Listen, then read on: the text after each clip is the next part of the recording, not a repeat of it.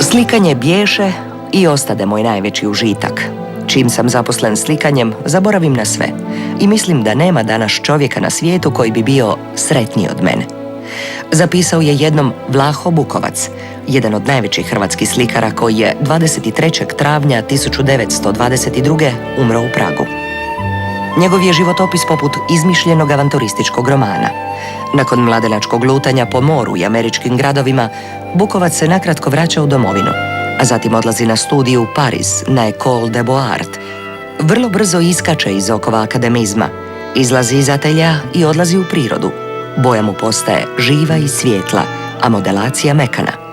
Vraća se u Zagreb i tu provodi samo 5 godina, ali dovoljno da bi postao središnjom ličnosti umjetničkog i kulturnog života tadašnje Hrvatske.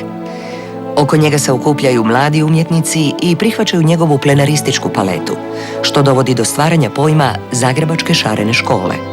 Bukovcu nije dostatno samo slikanje, aktivan je na sve strane, potiče gradnju ateljea, umjetničkog paviljona, osniva društvo hrvatskih umjetnika, organizira izložbe i nastoji afirmirati hrvatsku umjetnost izvan granica.